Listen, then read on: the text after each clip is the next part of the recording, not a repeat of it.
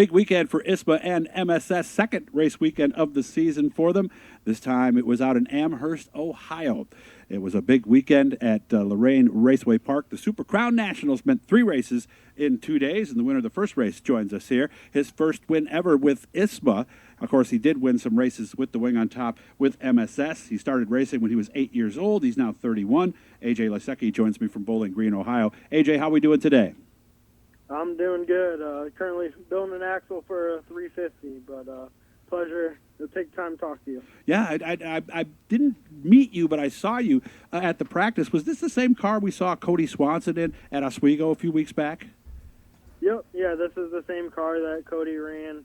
This is a car that my brother Jonathan and I built last winter. So last year was its first campaign, and this is its second. So it was also the first win in that car, and now makes a win for both of the cars we've built. So that was pretty important to us. So the 88 is also a car that you guys built also? Yep, we built the 88 in 2020. So we ran that car for I think 3 years. And then we built the 14 over last winter, and like I said, that was its first year last year. Nice. So tell me about it. How were we? How did the night start? Were we fast in the time trials, or are we okay? Or how did we do in the Engler Machine and Tool fast qualifier route? We were just okay. We were kind of decent, early in the day, and then we put tires on to qualify and went slower. Really? So luckily, we were still in the top 12 there, which is all you need to do, and then it's all up to the redraw. So on the redraw we drew a 2, and then just capitalized from that. So I mean, that's, to be honest, the second one I've won at Lorain from the front row, and when you get those opportunities, you really have to seize the moment. Who was in the inside of you on the initial start? Rich Reed, and Rich actually had a much better start.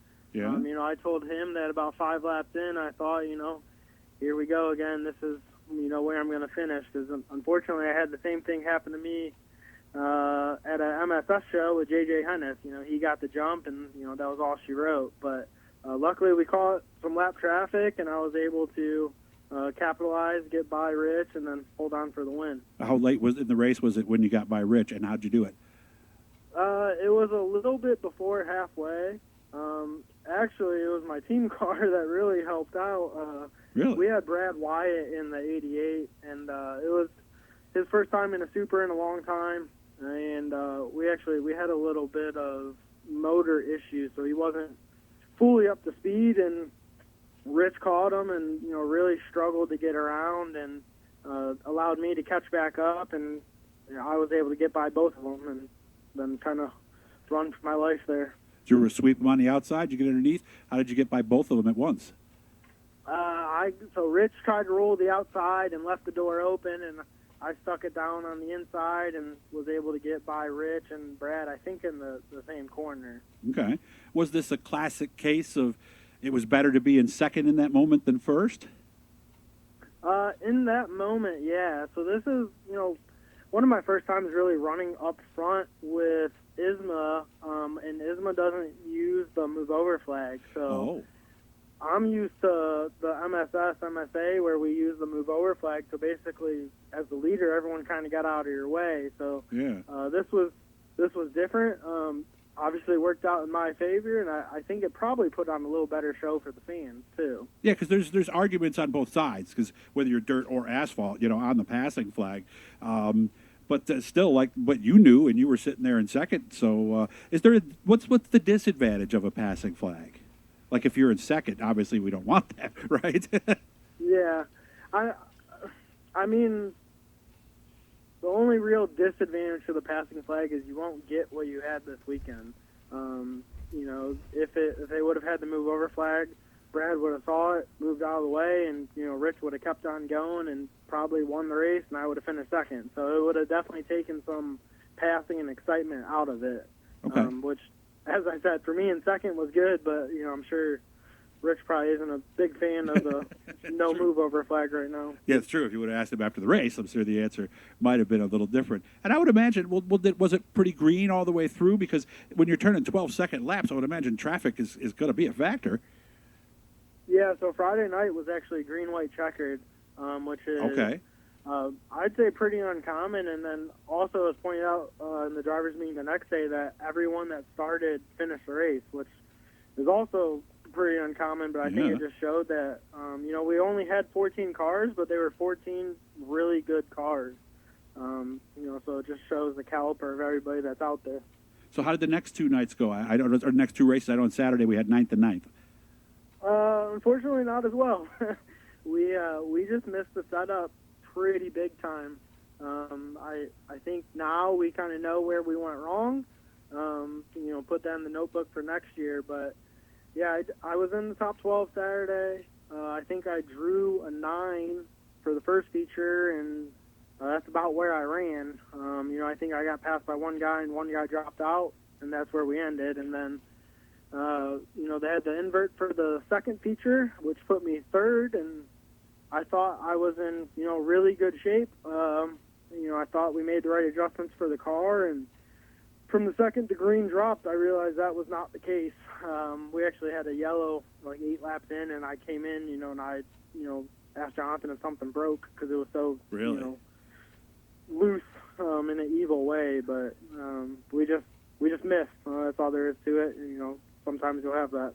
So we have something in the notebook that should help us next year? Yeah, absolutely. I think we know where we went wrong and have a better idea. So, hopefully, Lorain has us back next year. It's one of my home tracks as I grew up in Lorain. So, I'm really appreciative of all the fans that came out, especially, friends and family. They got to see me win Friday and, run Saturday. Wish the car count would have been a little better, but we got what we got. So Exactly. So what's next? You tell me you should be at Oswego on the 29th, but you won't be driving? That's correct. Cody Swanson will be back in the 14 at Oswego. There's still a chance I might race. As I said, the 88 didn't quite run well at Lorain. I think we have those issues figured out. So I'm going to practice it and see how it goes. And, if we have speed, maybe we'll race it.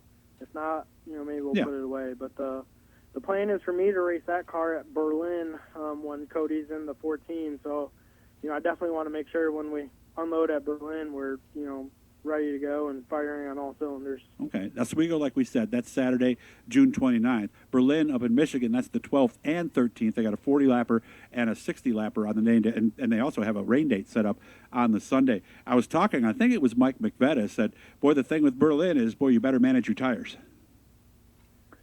Yeah, Berlin's pretty hard to get a hold of, but luckily I've had some really good runs at Berlin the past 2 years. I podiumed 2 years ago, and then last year I ran 4th and 5th, and, it was just, one mistake each night away from a podium. So, I'm really looking forward to getting back to Berlin. It's a beautiful facility. Jeff Striegel, takes care of us really well, and that's one of my, favorite, events on the calendar. And another one, and we got just a little over a minute left. The other one you told me you're really looking forward to is Caraway, not so much because of the event, but because of everything else. What do you have, family down there, you said, or something? Yeah, my wife's family is down in the Charlotte area, so we'll take a little vacation out of it and also get to do some racing while we're down there. Sounds like a perfect weekend when you get down to it. So, guys, make sure, I don't know if you're watching this off the ISMA Supers page or off of YouTube, but make sure to subscribe to this channel. We'll be doing a lot of stuff with ISMA and MSS this year. We'll be getting top drivers from all of the races. So, AJ, it was good talking to you. I learned a little bit about you, and I hope you have fun at Oswego. I'll make sure to look for you. And, again, great job this weekend. Congratulations. Thanks, Doug. Thanks for having me. Again, make sure to subscribe, turn on the notifications. If you got some comments, send them to ismasupers.com. We'll get your favorite driver on real soon.